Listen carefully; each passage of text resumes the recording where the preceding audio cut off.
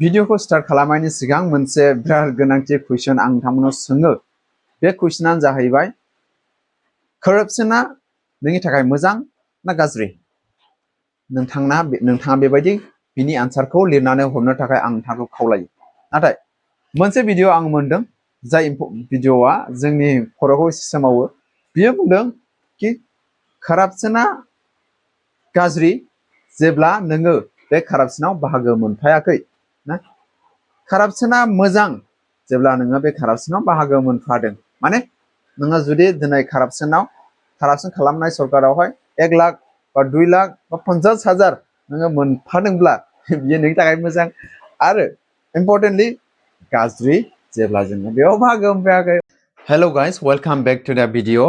Bye the way, बियो आंनि content नङा, बियो आंनि टपिक नङा। आं बेनि सायावहाय गोबां भिडिअफोर लाबोनानै सावरायबाय थानाय नङा नोंथांमोनजों। नाथाय आङो दिनैहाय इलेक्शन खाथि सफैनायखाय ना 9 थारिखआव इलेक्शन जागोनखाय आङो बे भिडिअखौ नोंथांमोननि सिगाङाव लानानै फैबाय।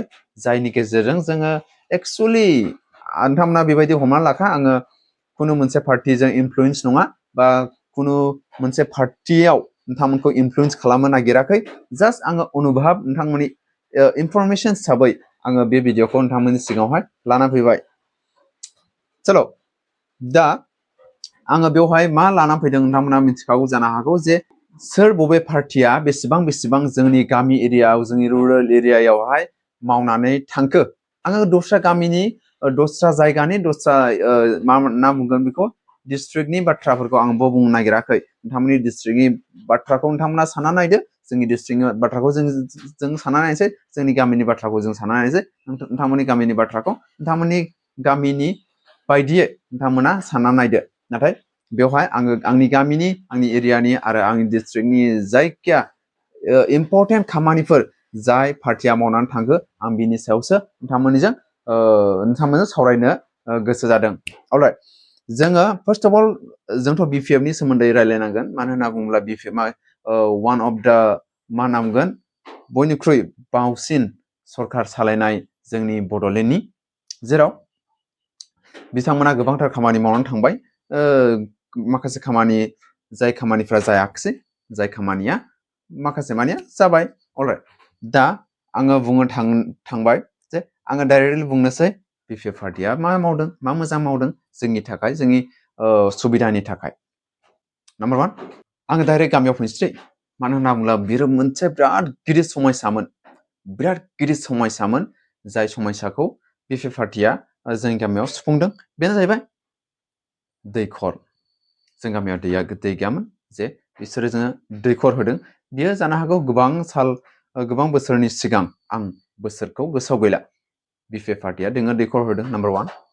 नाम्बार 2 जोंनो होदों जाया बरिं ना, बरिं जाया दाबो सोलियो, दैखराबो दाबो सोलियो एक्चुअली। नाथाय जोङो बोसोरसे फुरा मोनजानो नागिरला आरो बिनि थाखाय जोङो बरिं दं, जाय बरिंआव जोङो दा जागासिनो दं। बियो BPF नि टाइमनि होननानै जों बुंनांसिगोन। अलराइट, एन्ड बयनिख्रुइ देरसिन जाया गुबुन डिस्ट्रिक्टफोरनि थाखायबो, जोंनि डिस्ट्रिक्टनि थाखायबो, जों साफ्रोमबो मानसिफोरनि थाखायबो, नाम्बार 3 हाग्रामा ब्रिजखौ BPF सरकारा मावलांबाय, जाया बिराद इम्परटेन्ट। बिनि इम्परटेन्टखौ इनफाइनाइट होनना बुंनांगोन। आं बिनि इम्परटेन्टखौ फोजोबनो हाया। नाम्बार 4 लामा मावदोंमोन जोंनि आमथेखा टु सापागुरि, जाय लामाया 2 बोसोरावनो खतम, बारा मोजां जायासै। नाम्बार 5 न' बुंनोसै आङो। गामियावहाय जोंनि जायगायावहाय जोंनि गामियाव न' मोननायखौ हिसाब खालामब्ला जानो हागौ 2014-15 बा बिनि सिगां जायखिया RCC न'आ गंब्रै जों गामियाव मोनदोंमोन BPF सरकारावहाय, गंब्रै। बेनिफ्राय माखासे माने न' मोनबावदों। बे न'फ्रा जाहैबाय सोरबा थिं मोनदों, सोरबा थिं आरो पस्ट खुन्थिया मोनदों। बेबायदिखौ लानानै BPF सरकारनि टाइमावहाय 5निफ्राय 6थासिम ना BPF सरकारनि टाइमावहाय मोनदों। अब्ला जों टटेल खालामबा, नाथाय बिराद गोबाव सम लाबाय बेवहाय ना, 17 बोसोर सालायनानै जोंनि सुजुग सुबिदा बेबायदि जादों आरो ना जाया जोंनि हान्थामेला जोंनि माखासे माने कानेक्सनफ्रा मोजां जादों बियो थांबाय ना बेनिफ्राय माखासे माने जानो हागौ दंबावो आं बेफोरखौ बारा बुंनो हाला नाथाय जोङो फैनोसै UPPL सरकारनि सायाव प्रमद बर' सार दा आङो बेवहाय माखासे माने साननानै नायदों जे मोनसे गिबि बुंनांगोन जोङो दि जाब्रां जाया सिगांनि खामानिमोन नाथाय मावफुंजानाय हिसाबै बिसोरो गोसो जाब्ला UPPL सरकारा बे खामानिखौ दोननो हायोमोन ना बेखौ उनाव मावगोन होननानै नाथाय बिसोरो दि जाब्रांखौ मावनायखाय आङो UPPL सरकाराव हमनानै लादों दि जाब्रां मोनसे नाम्बार 1 नाम्बार 2 आं डाइरेक्ट गामियाव फैनोसै